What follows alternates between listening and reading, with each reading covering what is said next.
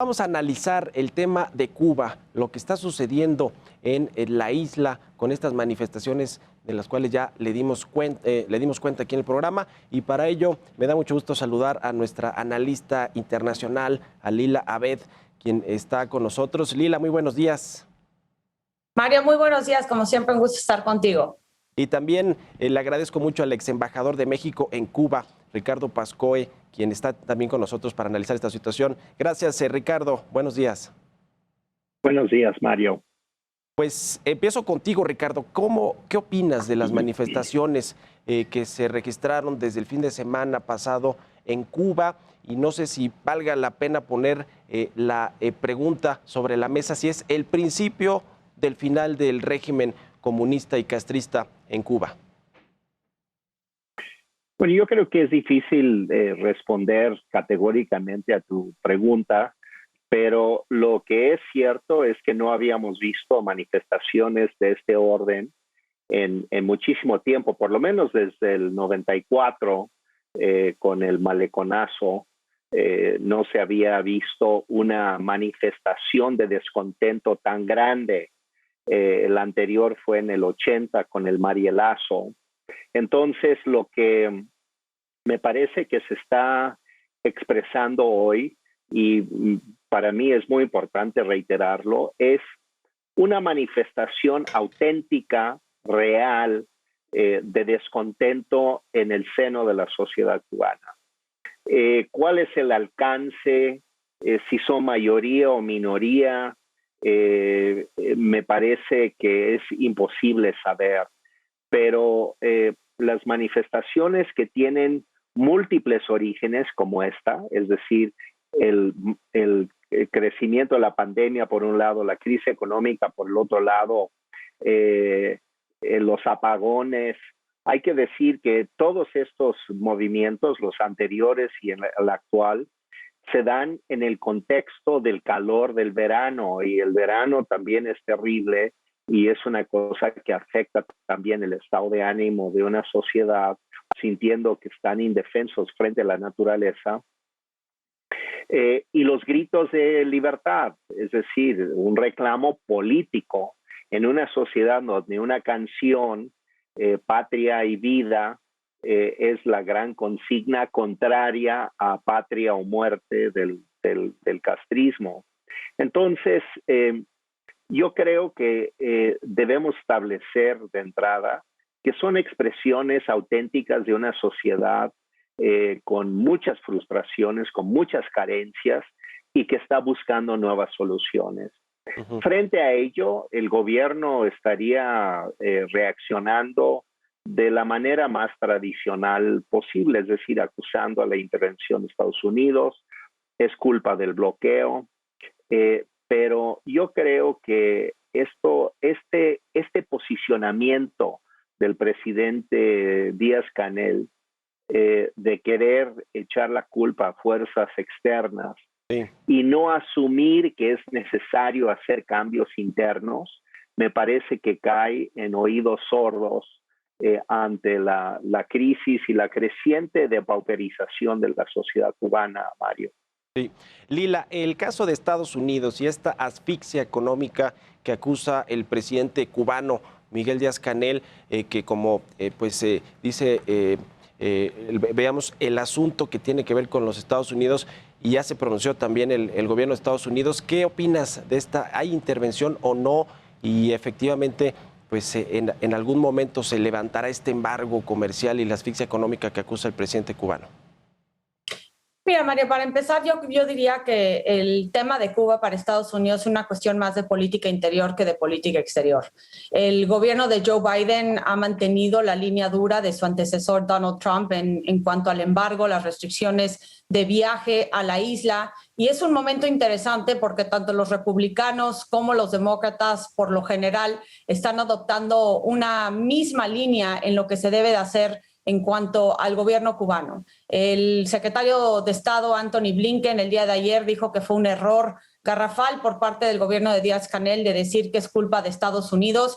Yo estuve en el Congreso ayer también platicando con varios senadores, la mayoría de ellos, más bien con todos los que platiqué, desde Bernie Sanders, que es uno de los senadores de ultra izquierda dentro del Partido Demócrata, dijo que no está a favor de levantar el embargo. El senador presidente de la Comisión de Relaciones Exteriores, Bob Menéndez, también dijo que deberían de extender ayuda a la isla para que tengan acceso al Internet, pero de nuevo hay una línea, una unidad en cuanto a mantener el embargo, y mucho de esto tiene que ver con el estado de Florida. El 66% de la población cubanoamericana reside en este estado y es un estado clave que en los comicios presidenciales de Estados Unidos suele definir qué candidato presidencial gana. En estos momentos el gobernador Ron DeSantis es un fiel aliado de Trump y ganó Trump en 2020 el estado de Florida porque tuvo mucho apoyo de la comunidad cubanoamericana.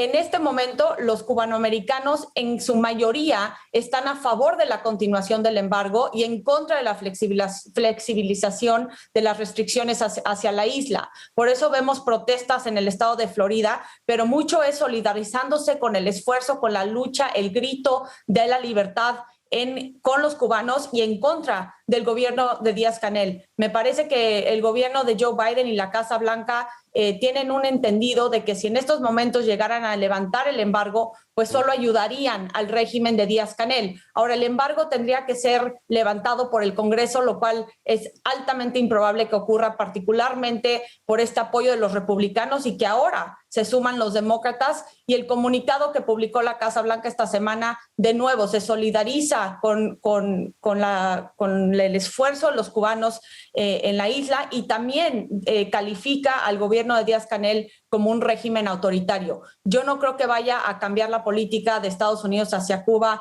en el futuro próximo, y también nada más recordar que el presidente Joe Biden rompe con la política del expresidente Barack Obama, que fue en 2016. Barack Obama se abstuvo de votar en contra de la resolución en las Naciones Unidas que condena el embargo, y en esta sesión de junio pasado, el presidente Joe Biden votó en contra de esa resolución. Es decir, Joe Biden rompe con la línea del presidente Barack Obama, que él fue su vicepresidente durante 8 años, y es un momento interesante porque pues estamos viendo que los demócratas y los republicanos van en una sola línea, Mario.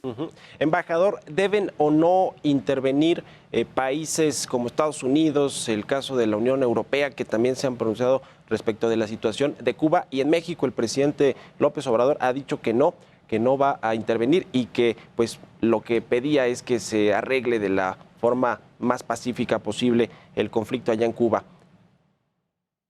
Bueno, yo no veo que haya un movimiento intervencionista ni de Estados Unidos ni de la Unión Europea en lo que se refiere a Cuba. Creo que ven la situación desde afuera con preocupación, pero no veo ninguna demanda ni ningún movimiento en ese sentido.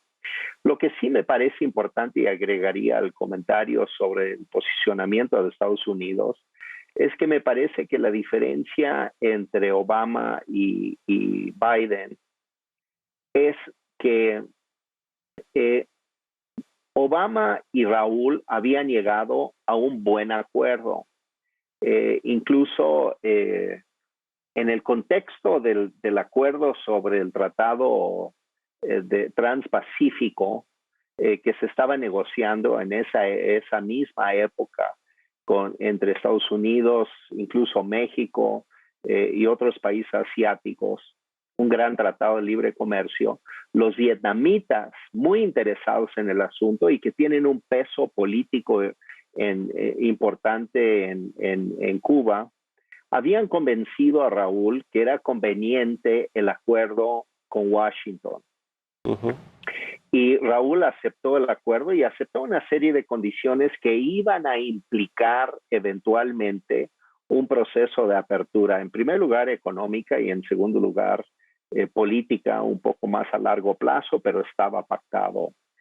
Pero llegó Fidel Castro a una última reunión del Comité Central del Partido Comunista y echó para abajo el asunto. En frente de su hermano Raúl, convocó al Comité Central del Partido Comunista Cubano a que rechazara el acuerdo que había hecho Raúl con Obama, y así se hizo.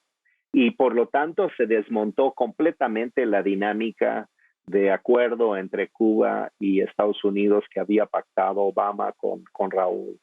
Señalo esto porque también en Washington hay dudas serias acerca de la disposición real de la casta burocrática dorada de Cuba a cambiar, a que se eche para abajo el embargo. Incluso desde un punto de vista económico no podría argumentar que esa casta burocrática que gobierna Cuba ha encontrado la manera de beneficiarse del embargo. Entonces yo tengo mis dudas acerca de exactamente quién está a favor y quién está en contra de levantar el embargo. Pero independientemente de eso, Mario, creo que lo importante aquí es decir y establecer claramente que las protestas sociales que estamos viendo en Cuba y que al parecer siguieron en menor grado, pero siguieron ayer porque cortaron todo el internet y la comunicación telefónica en la isla, sí.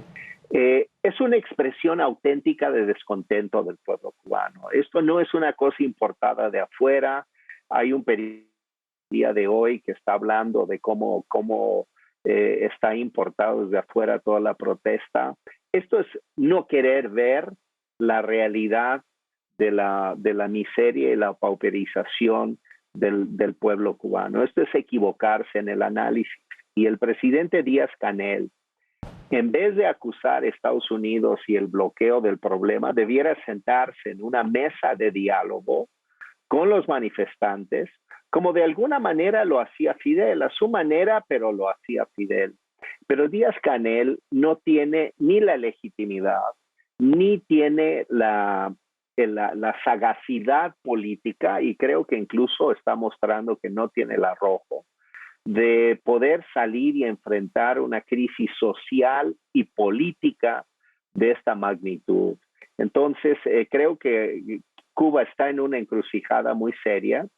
Sí. Lamento muchísimo la declaración del presidente López Obrador dando básicamente el espaldarazo a la versión del gobierno de Cuba, de que esto es producto del intervencionismo. En vez de convocar al diálogo nacional, convocan prácticamente a la guerra civil. Y esto sí es no jugar el papel de ser un gobernante buscando resolver los problemas, sino más bien ser el representante de un establishment que no quiere ceder el poder y teme ser rebasado por una rebelión social popular.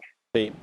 Lila Beth, esto que comenta el embajador sobre los comentarios del presidente López Obrador, de alguna manera apoyando quizá entre líneas esta idea de que las manifestaciones sociales o la explosión social en Cuba tiene que ver el gobierno de Estados Unidos, ¿cómo le afecta a México en las relaciones diplomáticas que tenemos con nuestro principal socio comercial? Pues mira, yo creo que no debe de sorprendernos el que haya hecho ese tipo de declaraciones. Tampoco lo hemos visto como marcó neutralidad ante la crisis humanitaria en Venezuela en su momento. Le dio asilo político a Evo Morales cuando hubo un golpe de Estado en Bolivia. Y en estos momentos, pues Cuba es un pueblo hermano que pues Andrés Manuel siempre ha apoyado y se solidariza con Díaz-Canel. Me parece que no va a tener mucho impacto con la relación con Estados Unidos por el simple hecho de que hay otras cuestiones fundamentales que se están dialogando y que está llevando a cabo una cooperación bilateral entre México y Estados Unidos, particularmente con el tema migratorio. Pero sí, más que nada, pues está posicionando México con un grupo de gobernantes en la región de América Latina que me parece que no le va a favorecer pertenecer a este grupo de mandatarios que están violando sistemáticamente los derechos humanos de sus ciudadanos, que están llevando a cabo represión política, que no están gobernando de una manera democrática, que no respetan las libertades civiles básicas de sus ciudadanos. Y me parece que lo que dijo Ricardo es muy cierto. Yo creo que es muy lamentable que Andrés Manuel López Obrador apoye al gobierno cubano cuando es evidente que el reclamo de los cubanos es legítimo y nada más decir que gran parte de las manifestaciones en Cuba también se llevaron a cabo gracias a las redes sociales y también vemos por qué la razón de tomar esta acción por parte del gobierno cubano de frenar, de tumbar el Internet en la isla, porque es un esfuerzo horizontal, no hay un líder, no hay una organización en particular detrás de las manifestaciones, sino que realmente fue una conectividad que se dio por medio de las redes sociales, y me parece que esta represión política va a aumentar porque Díaz-Canel va a hacer lo necesario y agotar todas las herramientas que tiene a su disposición para mantener el poder. Pues ahí está, no hay un líder visible de oposición que pueda dialogar quizá con el presidente y el régimen que encabeza Miguel Díaz-Canel allá en Cuba. Les agradezco mucho a los dos, Lila Abed, analista, internacionalista y pues colaboradora de este programa, y ex embajador Ricardo Pascoe, muchas gracias por su tiempo y muy buenos días. Muchas gracias. Buenos días, muchas gracias. Hasta luego. Pasamos a otros temas.